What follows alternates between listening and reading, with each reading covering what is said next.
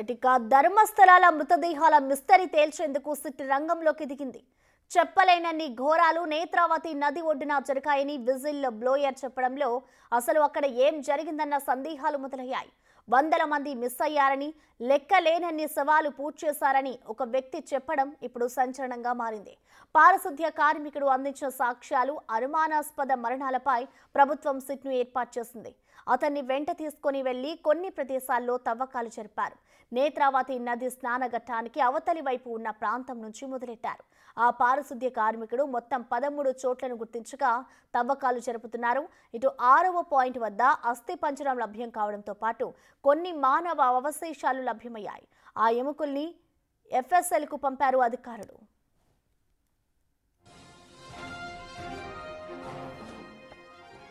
ఇప్పుడు 6వ స్పాట్లో మానవ ఎముకలు, కొన్ని లోతుస్తులు లభ్యమయ్యాయి.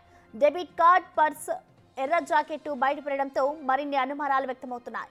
బెంగళూరుకు చెందిన సురేష్, అతని తల్లి లక్ష్మి డెబిట్ కార్డ్గా గుర్తించారు. ఇటు మహిళా లోదుస్తులు కూడా దొరకడంతో సిట్ మరింత దూకుడు పెంచింది.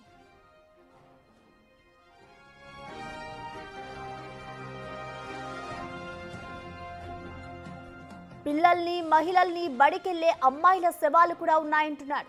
ఇప్పుడు అతని ఇచ్చిన వాంగ్మూలం దేశాన్ని కుదిపేస్తోంది. నిజంగానే ధర్మస్థలిలో అన్ని ఘోరాలు జరిగాయా? ఇన్నేళ్లు ఎందుకు ఆ నిజాలు బయటపడలేదు?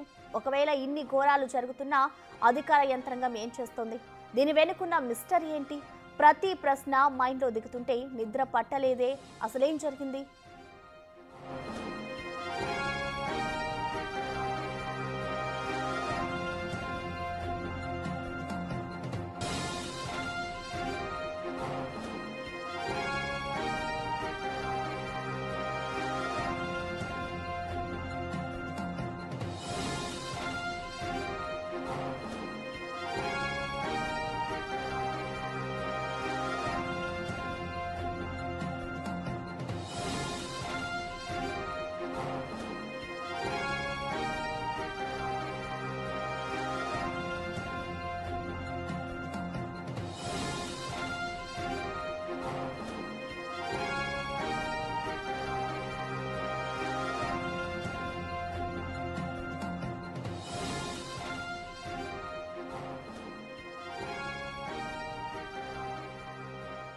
అసలు ధర్మస్థలిలో వందలాది మందిని చంపింది నిజమేనా? గుర్తు తెలియని వ్యక్తి ఆరోపిస్తున్న చోట్ల ఏం జరుగుతోంది? బిగ్ టీవీ వాస్తవాలను తేల్చేందుకు అక్కడికి చేరుకుంది. ఆ అప్డేట్స్ ని మా ఎగ్జిక్యూటివ్ ఎడిటర్ అశోక్ అందిస్తారు. అశోక్, మనం చూస్తున్నాం ఇటు గత కొన్ని రోజుల నుంచి కూడా ధర్మస్థలి వివాదమే ఇప్పుడు అంతా కూడా నడుస్తుందని చెప్పుకోవాలి. వందలాది మంది కూడా అక్కడ మరణించారన్నట్లు కూడా తెలుస్తుంది. అసలు దీనికి సంబంధించిన డీటెయిల్స్ ఏంటి? అసలు ప్రస్తుతం మీరు కూడా స్పాట్లోనే ఉన్నారు కాబట్టి ఏం జరుగుతుంది అనుకోవచ్చు? దీనికి సంబంధించి కేంద్రం నుంచి కూడా ఎటువంటి స్పందన లేదు కాబట్టి అసలు ఓవరాల్గా డీటెయిల్స్ ఎలా ఉన్నాయనుకోవచ్చు?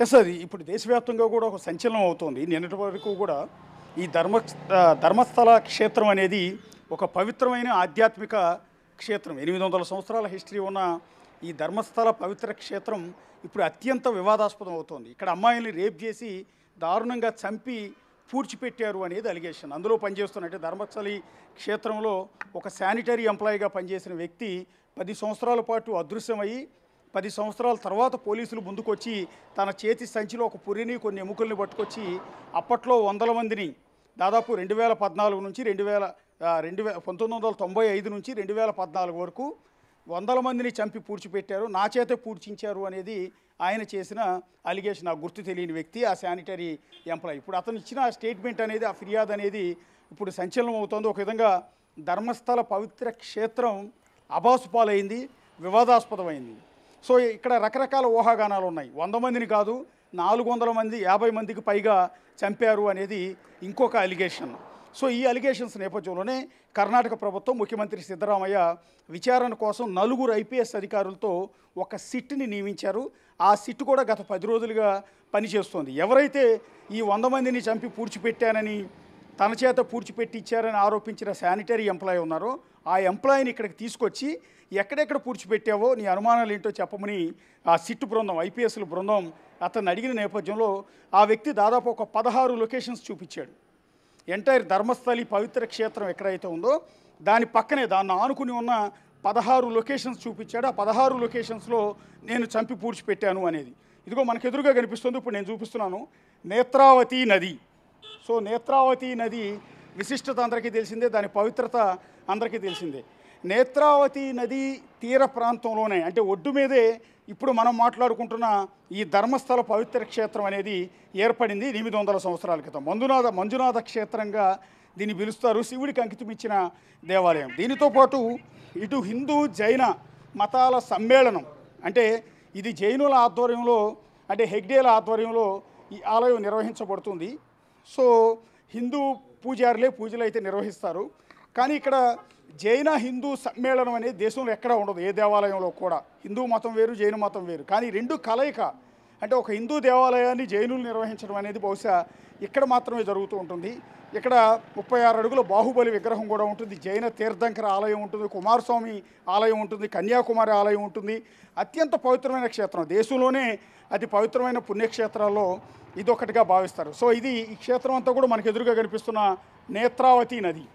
సో ఈ నేత్రావతి నది అంటే నిన్న మొన్నటి వరకు ఎంతో పవిత్రంగా భావించేవారు.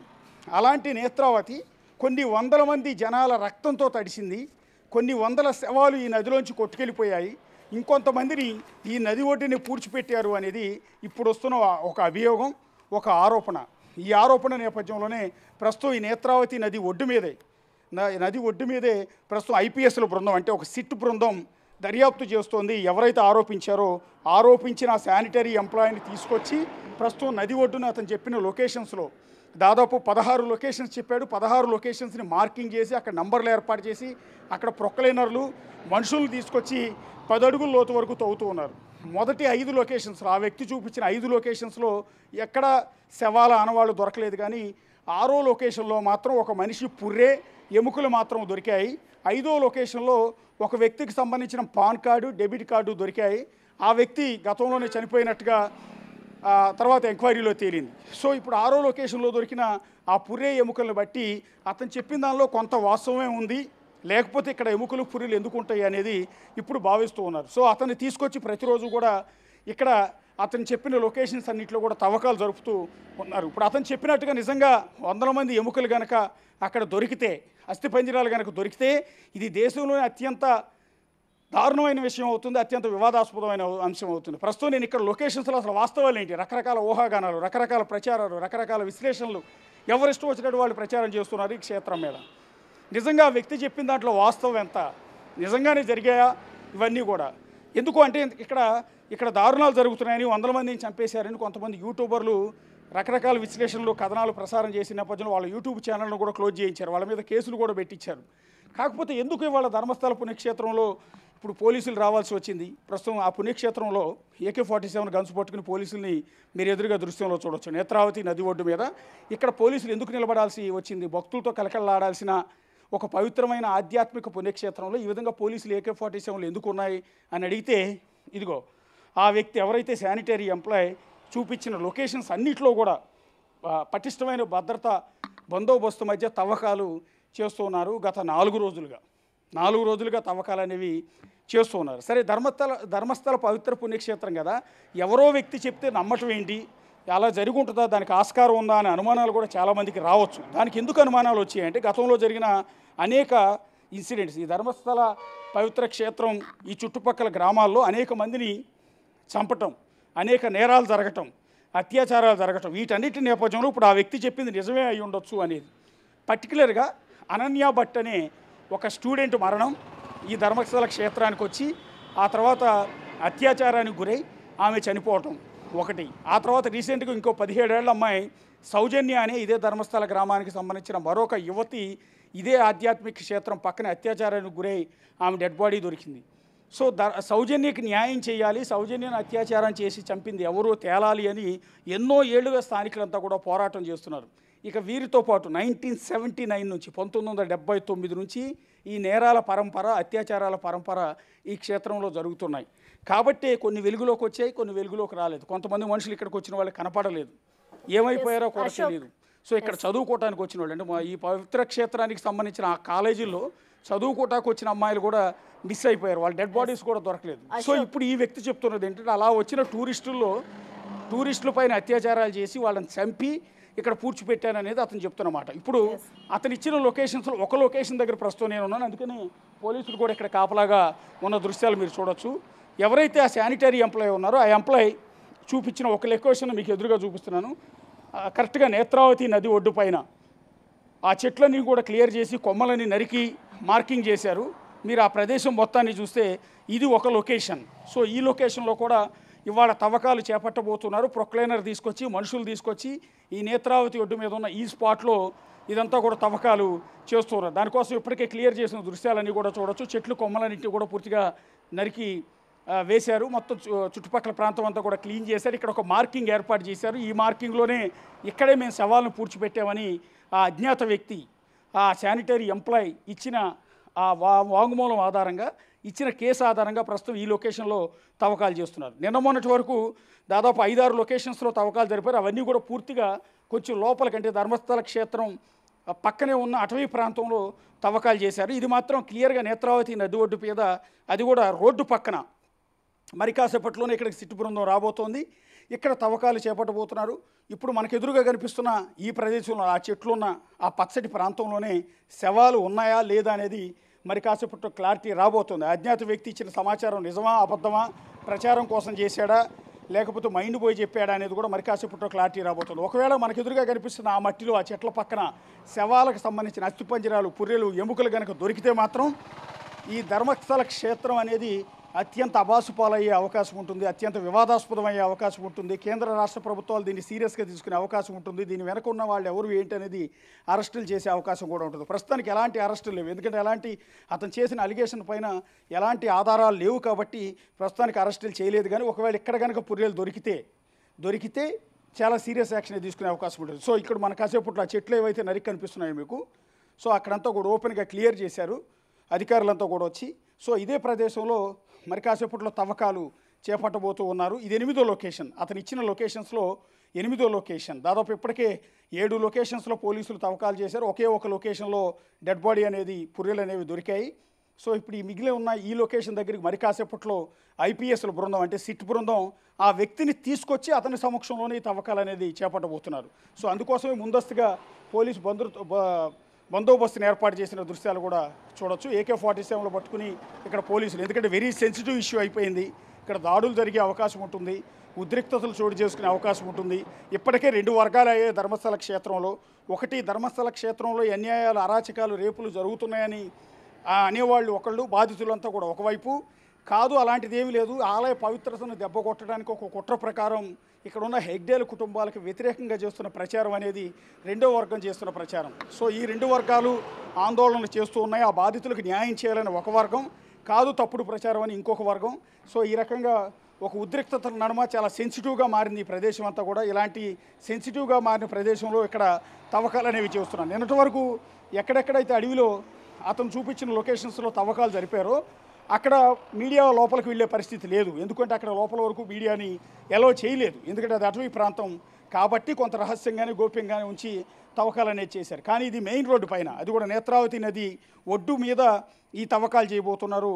సో నది ఒడ్డు మీద అతను కూడా చెప్తూ ఉన్నాడు, నేత్రావతి నది ఒడ్డు మీదే ఈ శవాలను పూడ్చిపెట్టాము, అత్యాచారం చేసిన అమ్మాయిల శవాలను ఇక్కడికి తీసుకొచ్చి నేనే స్వయంగా పూడ్చిపెట్టాను, నా చేత పూడ్చిపెట్టేలా చేశారు అనేది అతను చేసిన అలిగేషన్. అప్పుడు వచ్చిన వరదల కారణంగా ఒకవేళ అతను చెప్పింది నిజమైతే పూడ్చిపెట్టిన మృతదేహాలు నదిలో కొట్టుకుపోయే ఆస్కారం కూడా ఉంది. ఎందుకంటే పైనుంచి వచ్చే ఫ్లడ్ వల్ల ఆ వాటర్ కూడా పైనుంచి కిందకు వస్తుంది. చూడండి, లోపల అటవీ ప్రాంతం నుంచి వరద నీరు ఇప్పటికీ కూడా ఇక్కడ ఎప్పుడు రెగ్యులర్గా వర్షాలు కురుస్తూనే ఉంటాయి. అలా కురుస్తున్న వర్షాలకు పైనుంచి వస్తున్న కొండల్లోంచి వస్తున్న వర్షాన్ని, నీటిని మొత్తాన్ని కూడా మనం ఎదురుగా చూడవచ్చు. ఇలాంటి వరద ప్రవాహం చాలా ఎక్కువగా ఉంటుంది. సో ఇలాంటి ప్రాంతంలో ఆ మృతదేహాలు ఎన్ని అడుగుల లోతులో పూడ్చిపెట్టారో, ఒకవేళ పూడ్చిపెట్టుంటే అవన్నీ కూడా ఇప్పటికి ఉంటాయా లేదా అనేది చూడాల్సి ఉంటుంది. మనకి ఎదురుగా ఎగ్జాక్ట్లీ ఆ ప్లేస్ కూడా కనిపిస్తుంది. చెట్లన్నీ కూడా నరికి మనకి ఏదైతే కనిపిస్తుందో అదే లొకేషన్లో మరి కాసేపట్లో తవ్వకాలు అనేది చేయబోతూ ఉన్నారు. కాకపోతే ఇక్కడ ఆశ్చర్యం ఏంటంటే, ఇంతమంది శవాలను కనుక నిజంగా ఇక్కడ పూడ్చిపెట్టే ఆస్కారం ఉంటుందా? ఇప్పుడు కాదు, ఒక 20 ఏళ్ల క్రితమే అనుకుందాం. 20 ఏళ్ల క్రితం కూడా ఇది రోడ్డే, అప్పుడు కూడా ఇది రోడ్డు. ఎంత పెద్ద రోడ్డు ఉండకపోవచ్చు, ఎర్ర మట్టి రోడ్డు, కంకర రోడ్డు ఏదో ఒకటి ఉండేది. సో ఈ రోడ్డు పక్కన దట్టు నేత్రావతి నది బ్రిడ్జ్ ఇది. ఈ బ్రిడ్జికి కూడా చాలా హిస్టరీ ఉంది. దాదాపు 50-60 ఏళ్ల క్రితం కట్టిన పురాతనమైన బ్రిడ్జ్ ఇది. సో ఈ బ్రిడ్జ్ అప్పటికి కూడా ఉంది. సో మనుషులు ఎప్పుడు కూడా అప్పటి నుంచి ఇప్పటి వరకు ఆధ్యాత్మిక క్షేత్రం కాబట్టి జనాల హడావుడి కూడా చాలా ఎక్కువగా ఉండేది. సో ఇలాంటి నేత్రావతి నది ఇందాక నుంచి నేను చెప్తున్నాను కదా, నది ఒడ్డున పూడ్చిపెట్టామని ఆ వ్యక్తి చెప్తున్నాడని. ఇది నది. సో ఈ నది ఒడ్డున జనసమూహం ఎక్కువగా ఉండే ఇలాంటి చోట ఈ బ్రిడ్జ్ పక్కన రోడ్డు పక్కన శవాలను పూడ్చిపెట్టే ఆస్కారం ఉంటుందా అనేది ఒక చిన్న అనుమానం. ఎంత పూడ్చిపెట్టినా కూడా అది కనపడకుండా ఉండటానికి లోపలికి తీసుకెళ్ళి పూడుస్తారు, కానీ ఇట్లా రోడ్డు పక్కన ఎలా పూడ్చుంటారు అనేది ఇంకొక అనుమానం. సో అతను చెప్పేది ఎంతవరకు కరెక్ట్ అనేది మరి కాసేపట్లో తేలబోతోంది. నా వెనక కనిపిస్తున్న ఈ నేత్రావతి నది సాక్షిగా ప్రస్తుతం దేశంలోని అత్యంత దుర్మార్గమైన ఘటనగా భావిస్తున్న ఈ 100 మంది అత్యాచారాల ఘటన అనేది చిక్కుముడి వీడబోతుంది. ఇది మిస్టరీయా, ప్రచారమా, ఆరోపణ, నిజంగా వాస్తవం ఉందా, ఇంతటి అత్యాచారాలు ఇక్కడ జరిగాయి అనేది ఇవాళ రేపట్లో బయటికి రాబోతోంది. కర్ణాటక సిద్ధరామయ్య ప్రభుత్వం కూడా దీన్ని సీరియస్గానే తీసుకున్నట్టుగా తెలుస్తుంది. అయితే ఇన్నాళ్ళు సౌజన్య చనిపోయినప్పుడు, పద్మిని చనిపోయినప్పుడు, అనన్య భట్ చనిపోయినప్పుడు, సో ఇలా చెప్పుకుంటూ పోతే ఇంకా చాలామంది ఈ లోకల్స్ చనిపోయారు. సో వాళ్ళందరి డెడ్ బాడీస్ దొరికాయి. అప్పుడు పెద్ద ఎత్తున ఆందోళనలు చేశాయి. కానీ ఎందుకు వాళ్ళకి న్యాయం జరగలేదు, ఎందుకు దాని మీద విచారణ జరపలేదు అంటే ఇక్కడ ఈ విషయాలన్నీ బయటికి రానియకుండా ఒక పెద్ద ఎత్తున లాబింగ్ చేయడానికి ఇక్కడ ఒక పెద్ద టీం ఉంటుంది, ఒక ముఠా ఉంటుంది. సో ఆ గ్యాంగ్ చేసే అరాచకాలు అన్నీ ఇన్ని కాదు. ఆ గ్యాంగ్ ఎలాంటి విషయాలైనా తొక్కిపెట్టేస్తుంది, ఎవరిని బయటికి రానియకుండా వాటన్నిటిని కూడా ఇక్కడ కంట్రోల్ చేస్తుంది, లాబింగ్ చేస్తుంది, బెదిరిస్తుంది అనేది ఇక్కడున్న ప్రచారం. దానివల్లే పొలిటికల్ లీడర్స్తో వీళ్ళకున్న సంబంధాలు, ఆ లాబింగ్తోనే ఈ కేసుల నుంచి ఇప్పటివరకు బయటపడ్డారు. కానీ ఇన్నాటికి ఇప్పుడు సొసైటీ నుంచి కొంత వ్యతిరేకత వచ్చింది. పర్టికులర్గా ధర్మస్థల గ్రామ ప్రజల నుంచి వ్యతిరేకత అనేది వచ్చింది. సో ఈ నేపథ్యంలోనే, ఈ ప్రెషర్ నేపథ్యంలో వీళ్ళు తప్పించుకునే ఆస్కారం లేకుండా పోతోంది అనేది ఇప్పుడు జరుగుతున్న ప్రచారం. సో ఇప్పటికైనా నిజాలు బయటకు వస్తాయా, చనిపోయిన అనన్య భట్కి, సౌజన్యకి, ఇంకెంతోమందికి న్యాయం జరుగుతుందా అనేది ఇప్పుడు చూడాల్సిన పరిస్థితి ఏర్పడుతుంది. ఇదిగో చూడండి, మొత్తం బస్సులన్నీ కూడా కర్ణాటక బస్సుల హడావిడి అంతా కూడా మీకు ఎక్కువగా ఉంది. అత్యధికమైన ఫ్లో ఉన్న ప్రాంతం ఇది. ఈ ప్రాంతంలో ఈ నది ఒడ్డున ఈ రోడ్డు పక్కన శవాలను పూడ్చిపెట్టానని చెప్పడంలో కొంత ఆశ్చర్యం కనిపిస్తోంది. సో అదే క్రమంలో అదే నిజమై ఉంటే కనుక ఈ విషయంలో ఎన్నో రహస్యాలు బయటకు వచ్చే అవకాశం అయితే కనిపిస్తుంది. ఇప్పుడు మీకు ఎదురుగా నేత్రావతి నది మొత్తాన్ని చూపిస్తున్నాను. ఈ నది ఒడ్డున ఇంకెన్ని శవాలను పూడ్చిపెట్టారు, ఇంకెన్ని అరాచకాలు జరిగాయి అనేది కూడా చూడాల్సి ఉంటుంది. పైగా ఇందాక నుంచి నేను చెప్తున్నట్టుగా ఈ నదిలో ఎంతమంది రక్తం కలిసింది, ఇంకెన్ని శవాలు ఈ నదిలోంచి కొట్టుకుపోయాయి అనేది కూడా తేలాల్సి ఉంటుంది. ప్రస్తుతం ఇన్వెస్టిగేషన్ అయితే చాలా సీరియస్గానే సాగుతోంది. ఈసారి ఎలాంటి ఒత్తిళ్లకు లొంగకుండా, ఎలాంటి లాబింగ్కు లొంగకుండా చాలా సీరియస్గానే అది కూడా ఐపీఎస్ల బృందం ఆధ్వర్యంలో ఈ ఎంక్వైరీ అంతా కూడా కొనసాగుతోంది. ఎంక్వైరీ ఎలాంటి నిజాలు బయటకు వస్తాయనేది చూడాల్సి ఉంటుంది. ఎస్ అశోక్, అంటే ఇప్పటి వరకు చూసుకుంటే ఇటు పారిశుద్ధ్య కార్మికుడు అంటే నేను వందలాది మందిని పూడ్చిపెట్టాను అంటూ కూడా చెప్తున్నాడు. అంటే అతనికి అంత సహకరించిన వ్యక్తులు ఎవరు, అంటే అతనికి ఎలాగ డెడ్ బాడీస్ని అప్పగించేవారు అనే కోణంలో ఇటు పోలీసులు ఏమైనా దర్యాప్తు చేస్తున్నారంటే ఇంత పెద్ద మొత్తం అంటే చుట్టూ కూడా అందరూ తిరిగే రోడ్డే అండ్ చుట్టుపక్కల కూడా కొన్ని కాలేజెస్ ఉన్నాయి అండ్ అలాగే ధర్మస్థలం టెంపుల్ కూడా ఎంతో ఫేమస్. సో అంత పగడ్బందీగా ఉన్న ప్రాంతంలో ఆ వ్యక్తికి ఎలా అప్పగించేవారు అనుకోవచ్చు? ఎస్, ఆ వ్యక్తి ఒక్కడే కాదు పూడ్చిపెట్టింది, ఇంతమందిని పూడ్చిపెట్టడంలో నాది కూడా పాత్ర ఉంది. నేను ఇక్కడ శానిటరీ ఎంప్లాయీని కాబట్టి నాకు ఆ బాధ్యత అప్పగించారు. సో ఆ తప్పుడు పనులు చేయలేకపోయేవాడిని. ఒక దశలో మా బంధువుల అమ్మాయిని కూడా ఇదే విధంగా తీసుకొచ్చి తీసుకొచ్చి పూడ్చిపెట్టారు. సో ఆ బాధ చూడలేక నేను దాన్ని ఎదురు తిరిగి ప్రశ్నించిన సందర్భంలో ఈ ధర్మక్షల క్షేత్రానికి సంబంధించిన సిబ్బంది కొంతమంది తనను బెదిరించారు, చంపేస్తానన్నారు, నీ డెడ్ బాడీ కూడా నేత్రావతి నదిలోనే కలుపుతానని వాళ్ళు బెదిరించారు. సో ఇలాంటి పరిస్థితుల్లో నేను ఇక్కడ నుంచి పారిపోయి 10 ఏళ్ల పాటు నేను అజ్ఞాతంలో ఉన్నాను, ప్రాణాలు రక్షించుకోవడానికి, నా ఫ్యామిలీని కాపాడుకోవడానికి. 10 ఏళ్ల తర్వాత నా మనసు అంగీకరించట్లేదు. నేను ఇన్ని పాపాలు చేశాను, నా చేత ఇన్ని పాపాలు చేయించారు, ఇంతమందిని చంపి పూడ్చిపెట్టి నేత్రావతి నదిలో కొంతమందిని కలిపేశారు. సో ఈ పాపాల నుంచి ప్రతిరోజు నిద్ర కూడా పోలేకపోతున్నాను. నేను చెప్పేది నిజం, కావాలంటే నమ్మండి అంటూ ఒక చేతి సంచిలో తాను పూడ్చిపెట్టిన ఒక శవం తాలూకు పుర్రెని, ఎముకల్ని తీసుకురొచ్చి మరి పోలీస్ స్టేషన్లో వాటిని సబ్మిట్ చేశాడు. ఆ ఎముకలు పుర్రెలు చూసిన తర్వాతే ఇతను మతిభ్రమించిన వ్యక్తి కాదు, నిజాలే చెప్పబోతున్నాడు, ఇతని దగ్గర ఏదో రహస్యం ఉందని పోలీసులు అనుమానం వచ్చి దాన్ని పై అధికారుల దృష్టికి తీసుకెళ్లారు. మరి ఇంతకుముందు ఆల్రెడీ సౌజన్య అనే అమ్మాయి ఇదే గ్రామంలో చనిపోయింది. సౌజన్య చనిపోయినప్పుడు పెద్ద ఎత్తున ఆందోళనలు ఉద్యమాలు జరిగాయి. ఇప్పటికీ ధర్మస్థల లోపలికి వెళ్తే ఏ వీధిలో చూసినా అమ్మాయి ఫోటో ఉంటుంది. అమ్మాయికి న్యాయం చేయమని కోరుతుంటారు. ఏకంగా ఆమె తల్లిదండ్రులు అయితే అమ్మాయికి ఒక విగ్రహాన్ని కట్టారు. ఇక ధర్మస్థల క్షేత్రానికి వచ్చే టూరిస్టులు ప్రతి ఒక్కళ్ళు గుడికి వెళ్ళే ముందు సౌజన్య ఇంటి దగ్గరికి వెళ్తారు. ఆ విగ్రహాన్ని చూసి ఆ తల్లిని ఓదారుస్తారు. నీకు జరిగిన అన్యాయం ఇంకెవరికి జరగకూడదు, నీకు న్యాయం జరగాలి అని. సో ఒక పక్క ఆధ్యాత్మిక క్షేత్రం, అదే క్రమంలో మరొక పక్క అత్యంత వివాదాస్పదమైన అంశం. సో ఇక్కడ సౌజన్య ఇష్యూ దేశంలో ఢిల్లీలో నిర్భయ ఘటన ఎంత దారుణమైందో ఇక్కడ ధర్మస్థల క్షేత్రంలో సౌజన్య అత్యాచారం హత్య ఘటన కూడా అంతే స్థాయిలో అత్యంత వివాదాస్పదమైన అంశం. సో ఇప్పుడు సౌజన్య వ్యవహారంతో వెలుగులోకి వచ్చిన నేపథ్యంలో అనన్య భాటి తల్లి సుజాత భట్ ఆవిడ కూడా పోలీసులు ముందుకు వచ్చి నా బిడ్డను కూడా ఇక్కడే చంపేశారు, ఇక్కడే మంజునాథ కాలేజీలో మెడికల్ కాలేజీలో అమ్మాయి చదువుకుంటూ ఒకరోజు ఆధ్యాత్మిక క్షేత్రానికి వచ్చింది. ఆ తర్వాత అమ్మాయి కనిపించలేదు, ఆ తర్వాత డెడ్ బాడీ దొరకలేదు. ఇంతవరకు కూడా కనీసం ఇప్పటికైనా ఆ శవాలను వెలికి తీస్తే లోపల ఉన్న పుర్రెల్ని బయటికి తీస్తే నా బిడ్డ పుర్రెలు నాకు ఇస్తే నేను సాంప్రదాయం ప్రకారం వాటిని ఖననం చేస్తాను అనేది ఆమె తల్లి కోరుతున్న ఒక విజ్ఞాపన. సో ఇదే క్రమంలో ఇక్కడ ఈ అరాచకాలు జరుగుతున్నాయి, అన్యాయాలు జరుగుతూ ఉన్నాయి, ఇక్కడ ఒక దుర్మార్గాలు జరుగుతూ ఉన్నాయి, ఇక్కడ చంపి జనానందరినీ కూడా పూడ్చిపెట్టారు అంటూ కొన్ని పత్రికల్లో వార్తలు రాశారు. కొంతమంది జర్నలిస్టులు, యూట్యూబర్లు వీళ్ళందరూ కూడా వచ్చి దీన్ని ఎలివేట్ చేసే ప్రయత్నం చేశారు. జరిగిన దుర్మార్గం ఏంటంటే ఈ కథనాలు ప్రసారం చేసిన కొంతమంది జర్నలిస్టులను కూడా చంపేశారు. ఎవరు చంపారు అనేది ఆటోమేటిక్గా అర్థమైపోతుంది. అందువల్ల ఈ క్షేత్రానికి సంబంధించి ఇక్కడ ఉన్న 100 మందిని చంపిన ఘటనకు సంబంధించి ఎవరైనా వార్తలు ప్రసారం చేయాలన్నా కూడా గుండెల్లో వణుకు పుట్టే పరిస్థితి ఉంటుంది. జర్నలిస్టులను కూడా చంపేశారు. గతంలో హత్యకు గురైన గౌరీ లంకేష్ పత్రికలో కూడా ఇదే ధర్మస్థల క్షేత్రంలో 100 మంది చంపిన వ్యవహారాలు, అత్యాచారాల ఘటనలపై సిరీస్ ఆఫ్ కథనాలు రాశారు. సో ఆ తర్వాత ఆవిడ గౌరీ లంకేష్ కూడా హత్యకు గురయ్యారు. ఒక యూట్యూబర్ కూడా హత్యకు గురయ్యాడు. రీసెంట్గా కూడా కొంతమంది యూట్యూబర్లు ఈ అంశాన్ని తెర మీదకి తీసుకొచ్చే ప్రయత్నాలు, టోటల్గా ఇన్వెస్టిగేషన్ చేసి ఇక్కడ దారుణాలు జరుగుతున్నది నిజం, ఈ అన్యాయాలు జరుగుతున్నది నిజం, కేంద్ర రాష్ట్ర ప్రభుత్వాలు కూడా వాళ్ళకి లొంగిపోయి ఉన్నారు. సో ఈ అరాచకాల నుంచి బయటపడాలి అంటే పలానా వాళ్ళని అరెస్ట్ చేయాలి, దుర్మార్గాలు వెలికి తీయాలని కథనాలు ప్రసారం చేస్తే వాళ్ళ యూట్యూబ్ ఛానల్ క్లోజ్ అయిపోయాయి, వాళ్ళ మీద కేసులు నమోదయ్యాయి, వాళ్ళకి బెదిరింపులు. అట్లాగే సౌజన్య లాంటి అమ్మాయికి అన్యాయం జరిగిందే, న్యాయం చేయండి అంటే ఆమె తరపున ప్రొటెస్టులు చేసిన వాళ్ళు కొంతమందిని చంపేశారు. అంతేందుకు కొంతమంది యాక్సిడెంట్లు చేశారు. పబ్లిక్గా బెదిరించి వాట్సాప్లో మెసేజ్లు పంపించి మరి ఇవాళ నీకు యాక్సిడెంట్ అవుతుందని చెప్పి తనుష్ శెట్టి అనే వ్యక్తిని అయితే డైరెక్ట్గా ముందుగా మెసేజ్ పంపి ఆ తర్వాత రోడ్ యాక్సిడెంట్ చేశారు. అతను చచ్చి బతికాడు. సో ఇప్పటికీ పోరాటం చేస్తూనే ఉన్నాడు. సో ఎవరు బాధితుల తరపున గొంతెత్తాలన్నా, సో నిజాల గురించి మాట్లాడాలన్నా, టీవీలో ప్రసారం చేయాలన్నా భయపడే పరిస్థితి తీసుకొచ్చారు. సో ఇంతటి దుర్మార్గాల నడుమ ఇప్పుడు ఈ ఎంక్వైరీ జరుగుతోంది. సో ఇప్పటికీ కూడా రకరకాల ప్రచారం జరుగుతోంది. ఆ వచ్చిన వాడికి సరిగా మైండ్ లేదని, మతి భ్రమించి మాట్లాడుతున్నాడు, అతను చెప్పేది నిజం కాదని రకరకాల ప్రచారం చేస్తున్నారు. కానీ ఒక డెడ్ బాడీ అయితే దొరికింది. సో అతను చెప్తున్నాడు ఇప్పుడు నేను చూపించిన ఈ లొకేషన్లో తవ్వకాలు జరిపిన తర్వాత ఇక్కడ కనుక ఒకవేళ డెడ్ బాడీ ఆనవాళ్ళు కనుక దొరికితే మాత్రం అసలు విషయం అంతా కూడా బయటకు వచ్చే అవకాశం ఉంటుంది.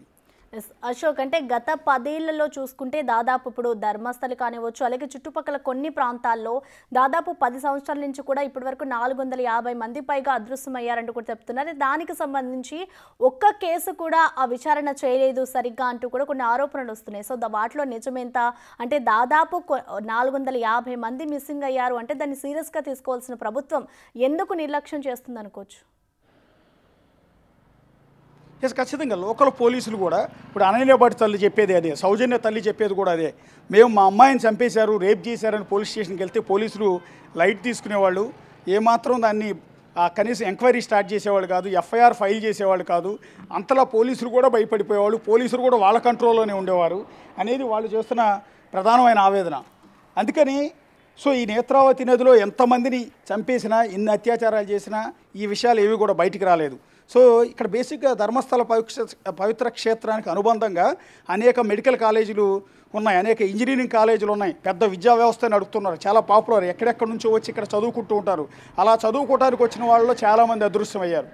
అలాగే ఈ లోకల్స్లో కొంతమంది అదృశ్యమయ్యారు. అలాగే ఇక్కడికి పవిత్ర పుణ్యక్షేత్రానికి వచ్చే టూరిస్టులు ఎవరైతే ఉంటారో, ఎవరైతే భక్తులు ఉంటారో వాళ్ళల్లో అందమైన జంట ఎవరైనా వస్తే ఆ అందమైన జంటలో అమ్మాయిని సాయంత్రానికి కిడ్నాప్ చేసి ఆ తర్వాత అమ్మాయిని అత్యాచారం చేసేవారు.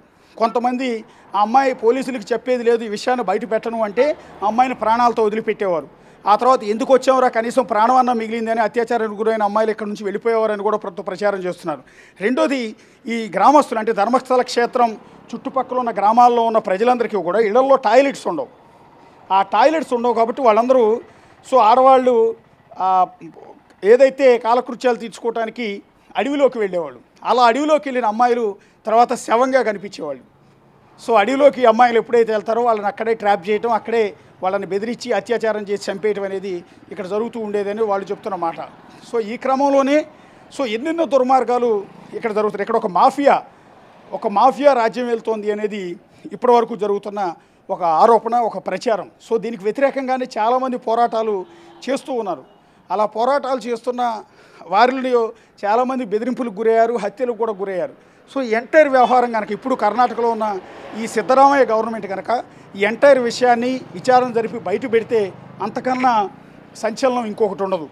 సో సిద్ధరామయ్య కనుక దీని మీద సీరియస్గా దృష్టి పెట్టి ఎంక్వైరీ చేసి నిజాలు కనుక తేలిస్తే సిద్ధరామయ్యను ఒక దేవుడిగా కొలుస్తారు ఇక్కడ జనమంతా కూడా. సో అత్యంత వివాదాస్పదమైన అంశం, అత్యంత సున్నితమైన అంశం కూడా ఇది.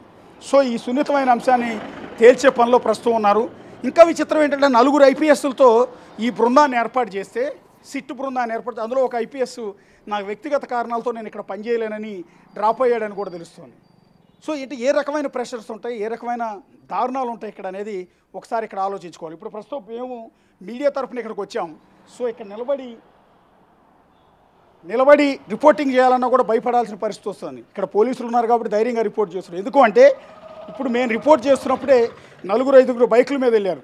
మెడలో కొన్ని కండువాలు వేసుకుని వెళ్ళి మా చుట్టుపక్కల నుంచి మమ్మల్ని అబ్జర్వ్ చేసుకుని మేమేం చెప్తున్నాం అని గమనించి వాళ్ళందరూ ముందుకు మూవ్ అవుతూ ఉన్నారు.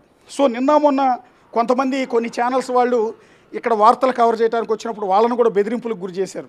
కొంతమంది స్థానికులను వాళ్ళ మీదకు పంపించి మీరు వచ్చి మా క్షేత్రాన్ని బదనాం చేస్తున్నారని, మీ టీఆర్పీల కోసం ప్రచారం కోసం తప్పుడు వార్తలు ప్రసారం చేస్తున్నారని వాళ్ళను కూడా బెదిరించే పని చేశారు. అందుకని మేము ఇక్కడికి వస్తూ ఉంటే చాలామంది మాకు వార్నింగ్ ఇచ్చారు, జాగ్రత్త జనాలతో కాకుండా సింగిల్గా ఉండి రిపోర్టింగ్ చేసే ప్రయత్నాలు చేయొద్దు, ఈ నేత్రావతి నదిలోనే మీ డెడ్ బాడీ కూడా తేలిపోయే అవకాశం ఉంటుంది, చాలా జాగ్రత్తగా ఉండండి భయపెట్టారు. సో ఇలాంటి భయాల నడిమి మేము కూడా రిపోర్ట్ చేయాల్సి వస్తుంది. అంత ఈజీగా అయితే లేదు ఇక్కడంతా కూడా. ఎందుకంటే ఇక్కడ లోకల్ మీడియా ఇక్కడ వార్తలు కవర్ చేయదు. అందుకే మీడియా మీద వాళ్ళందరికీ కూడా నమ్మకం పోయింది. అందుకే బయట ప్రాంతాల నుంచి వచ్చే మీడియా అంటే నేషనల్ మీడియా మీదే వాళ్ళందరూ కూడా ఆశలు పెట్టుకుని ఉన్నారు. ఎందుకంటే లోకల్ మీడియా అంతా కూడా ఈ భయంతో ఎక్కడ వార్తలు కవర్ చేయటం లేదు. పర్టికులర్గా లోకల్ శాటిలైట్ ఛానల్స్ కంటే కూడా యూట్యూబ్ ఛానల్స్ వాళ్ళు చాలా ధైర్యంగా వచ్చి ఇక్కడ ఇన్వెస్టిగేషన్ చేసి ఇక్కడ నిజాలన్నింటినీ కూడా బయట పెట్టే ప్రయత్నాలు చేశారు. సో వాళ్ళను కూడా చంపేసిన పరిస్థితి కనిపించింది. సో ఈ నేపథ్యంలో ఒక భయం క్రియేట్ అయింది, ఒక వణుకు పుడుతోంది. దీని గురించి ఒక వార్త కవర్ చేయాలి అంటే ఒక వణుకు పుట్టే పరిస్థితి. సో అలాంటి పరిస్థితుల్లో లోకల్ మీడియా అంటే కన్నడ మీడియా ఎక్కడా కూడా దీన్ని ఫోకస్ చేసే పరిస్థితి కానీ ఈ వార్తలను ప్రసారం చేసే పరిస్థితి కానీ లేదు.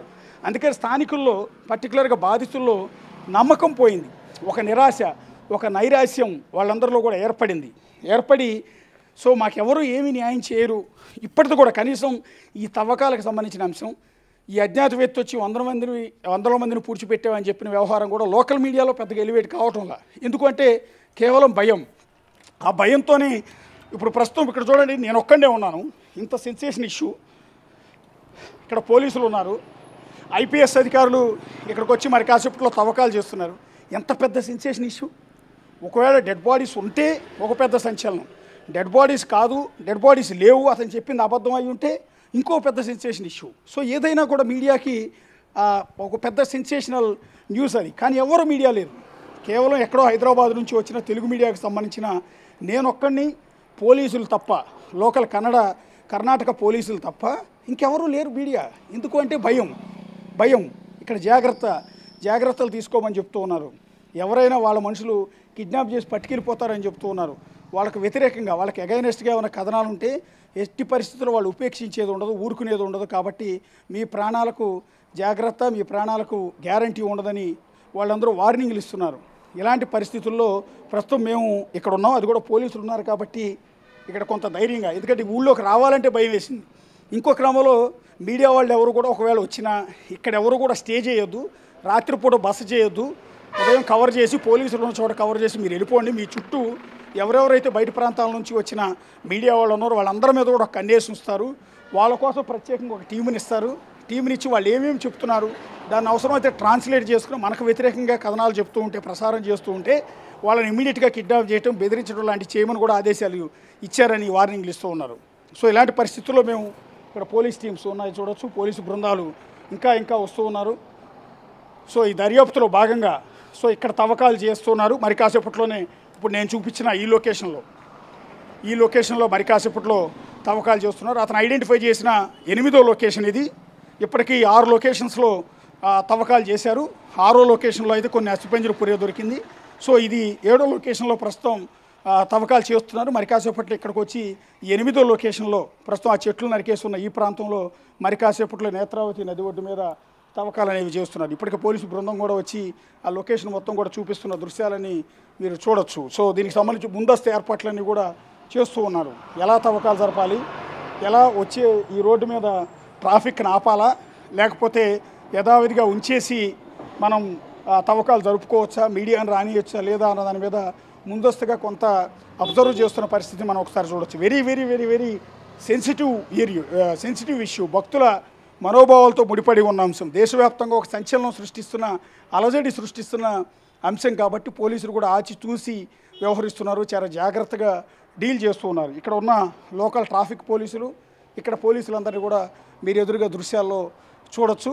సో మరి కాసేపట్లో ఇదే లొకేషన్లోకి ఐపీఎస్ల బృందం రాబోతోంది. ఎవరైతే ఆరోపణలు చేశాడో, ఇక్కడ శవాలను పూడ్చిపెట్టారని చెప్పాడు, ఆ వ్యక్తిని కూడా ఇక్కడికి ఇదే స్పాట్కి తీసుకురాబోతున్నారు. సో మరి కాసేపట్లో అంటే తవ్వకాలు ప్రారంభించిన తర్వాత ఈ రోడ్డు మీద వాహనాలను అలో చేస్తారో లేదో తెలియదు. మీడియా ప్రతినిధులైన మమ్మల్ని ఇక్కడ ఉంచుతారో లేదో కూడా గ్యారంటీ లేదు. ఇంకా స్టార్ట్ కాలేదు కాబట్టి ప్రస్తుతం ఇక్కడ నుంచి అయితే మేము రిపోర్ట్ చేయగలుగుతున్నాం.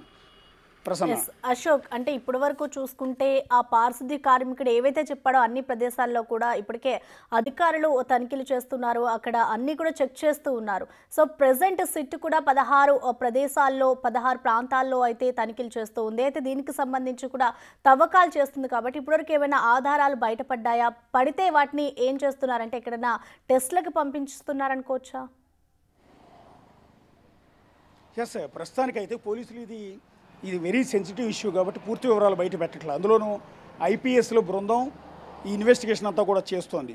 వాళ్ళు ప్రతి విషయాన్ని బయటికి లీక్ చేయట్లా. ప్రస్తుతానికి మనకు వచ్చిన సమాచారం ఏంటంటే 5 స్పాట్లో ఏమీ దొరకలేదు, తవ్వారు. 5 నుంచి 6 అడుగుల వరకు తవ్వారు, కొన్ని చోట్ల 10 అడుగుల వరకు కూడా ప్రొక్లైనర్ తీసుకెళ్ళి మరీ తవ్వారు, కానీ అక్కడ ఏం ఆనవాళ్ళు దొరకలేదు. 5వ లొకేషన్లో ఒక డెబిట్ కార్డు, ఒక పాన్ కార్డు దొరికింది. ఒక డెబిట్ కార్డు అయితే ఒక మహిళది, పాన్ కార్డు అయితే ఒక సురేష్ అనే వ్యక్తిది. ఆ వ్యక్తి కొన్నేళ్ల క్రితమే చనిపోయాడు. సో వీళ్ళిద్దరికి సంబంధించిన డెబిట్ కార్డు, పాన్ కార్డు అక్కడెందుకు పడి ఉన్నాయి అనేది దాని మీద విచారణ చేస్తున్నాడు. ఇక 6వ లొకేషన్లో ఒక 3 అడుగుల లోతులో ఒక డెడ్ బాడీ దొరికింది, ఒక పుర్రే ఎముకలు దొరికాయి. అది కూడా అమ్మాయిది కాదు, పురుషుడిదని చెప్తూ ఉన్నారు. ఇతను చెప్తున్నది ఏంటంటే 100 మందికి పైగా అమ్మాయిలని, అందులో వయసులో ఉన్న అమ్మాయిలని రేప్ చేసి పూడ్చిపెట్టాము అనేది ఇతను చెప్తున్న అలిగేషన్. కానీ అక్కడ దొరికింది ఒక మగ వ్యక్తి పుర్రే ఎముకలు. సో అది 6వ లొకేషన్లో దొరికి వాటిని ఇమీడియట్గా హాస్పిటల్ కంటే ఫోరెన్సిక్ టీం దగ్గరికి వాటిని పంపించడం అనేది జరిగింది. వాటన్నిటి ఆనవాళ్ళు లెక్కేస్తున్నారు. ఆ వ్యక్తి ఎక్కడ వ్యక్తి, అతనికి సంబంధించిన ఏమైనా సమాచారం తెలుస్తుందా, డిఎన్ఏలో ఏమన్నా ఇంతకుముందు మిస్ అయిన వాళ్ళ బంధువులు ఇచ్చిన కేసులను బేస్ చేసుకుని ఏమైనా మ్యాచ్ అయితే కనుక పలానా వ్యక్తి అని ప్రూవ్ చేసుకునే అవకాశం అయితే ఉంటుంది. ఇక మిగిలిన లొకేషన్లు 7, 8, 9, 10, 11, 12, 13, 14, 15, 16 ఈ లొకేషన్స్లో ఏం దొరకపోతున్నాయి అనేది ఇప్పుడు very very interesting, very very sensation. So ఇప్పుడు మనం ఉన్న లొకేషన్లో కూడా మరి కాసేపట్లోనే టీం రాబోతోంది. వచ్చిన తర్వాత ఇది కరెక్ట్గా ఇందాక నుంచి నేను చెప్తున్నాను కదా, నేత్రావతి నది ఒడ్డు మీద ఉన్న లొకేషన్ ఇది. అదిగో లొకేషన్ మొత్తాన్ని మీరు ఇక్కడ నుంచి చూడండి. కరెక్ట్గా నేత్రావతి నది, అదిగో నది ఒడ్డు మీదే మీకు ఇక్కడ చెట్లు, ఆ చెట్లు పక్కనే మనకి ఈ లొకేషన్ను చూపించాడు అతను. సో పక్కనే బ్రిడ్జ్ ఉంది. సో దీని పక్కన మరి కాసేపట్లో, ఎందుకంటే అతను పదే అంటున్నది ఏంటంటే ఇంతమందిని చంపి నేత్రావతి నది ఒడ్డు మీదే పూడ్చిపెట్టాము మేము, కొంతమందిని కాల్చివేసాము, కొంతమందిని పూడ్చిపెట్టాము అనేది అతను చెప్తున్నమాట. సో ఈ లొకేషన్లో అతను చెప్పింది నిజమేనా కాదా అనేది ఇవాళ క్లారిటీ రాబోతుంది. ఒక మిస్టరీ వీడబోతోంది. ఇప్పటివరకు 5 లొకేషన్స్లో ఏమీ దొరకలేదు కాబట్టి 6వ లొకేషన్లో పుర్రె దొరకటం, ఇవాళ తవ్వబోయే ఈ లొకేషన్స్లో ఇంకేం దొరుకుతాయనేది వెరీ ఇంట్రెస్టింగ్గా ఉంది. దీని మిస్టరీ కూడా వీడిపోబోతోంది ఇవాళతో. అతను చెప్పింది నిజమా అబద్ధమా, ధర్మస్థల క్షేత్రంపై వస్తున్న ఆరోపణలు నిజమా అబద్ధమా, ఇవన్నీ కూడా క్లారిటీ రాబోతున్నాయి. సరే, ఇక్కడంటే వీళ్ళని పూడ్చిపెట్టలేదు, దొరకలేదు అనుకుందాం. మరి సౌజన్యని ఎవరు చంపారు, ఎవరు అత్యాచారం చేశారు, పద్మినిని ఎవరు చంపారు, ఎవరు అత్యాచారం చేశారు? పద్మిని అనే టీచర్ ఆవిడికి ప్రమోషన్ రాలేదని ప్రశ్నించినందుకు ఆమెని దారుణంగా హింసించి 56 రోజుల పాటు ఆ తర్వాత ఆమెని అత్యాచారం చేసి చంపి ఈ పక్కనే చెట్ల మధ్యలో ఆమె డెడ్ బాడీ పడేశారు 1986లో, ఇప్పుడు కాదు 86లో. సో ఆ తండ్రి అప్పటి నుంచి న్యాయం కోసం పోరాడుతూనే ఉన్నాడు. ఈ క్షేత్రం మీద ఆరోపణలు చేస్తున్నాడు, క్షేత్రాన్ని నిర్వహిస్తున్న వ్యక్తుల మీద ఆరోపణలు చేస్తున్న అతనికి న్యాయం దక్కల. చివరికి తన కూతుర్ని కాల్చివేయకుండా, అంటే ఏదైతే మనం అంత్యక్రియలు చేసేటప్పుడు దహనం చేయకుండా ఆమె డెడ్ బాడీని ఈరోజు కూడా అక్కడ పూడ్చిపెట్టాడు. వాళ్ళ సాంప్రదాయాలకు విరుద్ధంగా అమ్మాయి డెడ్ బాడీని పూడ్చిపెట్టాడు. అక్కడ ఒక సమాధి కట్టాడు. ఎందుకు కట్టాడు అంటే ఏదో ఒక రోజు న్యాయం జరగబోతుందా, ఏదో ఒక రోజు ప్రభుత్వాలు విచారణకు ఆదేశించకపోతాయా, ఆ రోజు నా కూతురు డెడ్ బాడీని పైకి తీసి, అంటే అస్థిపంజరాలు వాటిని బయటికి తీసి ఎంక్వైరీ చేయకపోతారా అని ఆనవాళ్ళు ఉంచాలన్న ఉద్దేశంతో తన కూతురు మృతదేహాన్ని దహనం చేయకుండా పూడ్చిపెట్టారు. ఆ సమాధి కూడా ఇదే ఊళ్ళో ఉంది. ఒకసారి అక్కడ కూడా వెళ్దాం. ఇక సౌజన్య అనే అమ్మాయి 17 ఏళ్ళ అమ్మాయి అత్యంత దారుణంగా అత్యాచారానికి గురైంది. సో ఆ అమ్మాయి డెడ్ బాడీ కూడా ఇదే అడవిలో ఇదే చెట్ల మధ్యలో దొరికింది, నేత్రావతి నది ఒడ్డు మీదే. సో ఆమెని ఆ తర్వాత ఆ తల్లి తండ్రి ఏడుస్తూనే ఉన్నారు. ఆమెను తరపున భారతదేశంలోని అనేక పౌర హక్కుల సంఘాలు పోరాటం చేస్తూనే ఉన్నాయి. కానీ ఇంతవరకు సౌజన్యకి న్యాయం దక్కల. కానీ ప్రతి ఒక్కళ్ళు వచ్చి ఆ తల్లిని పరామర్శిస్తుంటారు. ఏకంగా ఆ తల్లి ఆ సౌజన్యకు ఒక విగ్రహాన్ని ఏర్పాటు చేసింది. అదే గుడి కింద భావించి ప్రతిరోజు తన కూతురిని వెళ్ళి ఆ విగ్రహంలో చూసుకుంటుంది. సో ఆ విగ్రహం దగ్గర కూడా మరి కాసేపట్లో వెళ్తాం. ఇంతటి మరి ఇప్పుడు వాళ్ళంటే అక్కడ పూడ్చిపెట్టిన వాళ్ళు ఎవరో గుర్తు తెలియని వ్యక్తులు అనుకుందాం. మరి ఆల్రెడీ ఇక్కడ బయటికి ఆల్రెడీ చనిపోయి డెడ్ బాడీస్ కూడా దొరికిన వాళ్ళ విషయం ఎవరు తేల్చాలి, ఎవరు న్యాయం చేయాలి, ఎవరు వీళ్ళని చంపింది? సో వీటన్నిటి మీద కూడా క్లారిటీ రాబోతుంది. ఇవాళ ఈ స్పాట్లో కనుక డెడ్ బాడీస్ దొరికితే ఆ సివియారిటీ అనేది చాలా ఎక్కువగా ఉండే అవకాశం ఉంటుంది, మిస్టరీ వీడిపోయే అవకాశం ఉంటుంది. Right, thank you Ashok.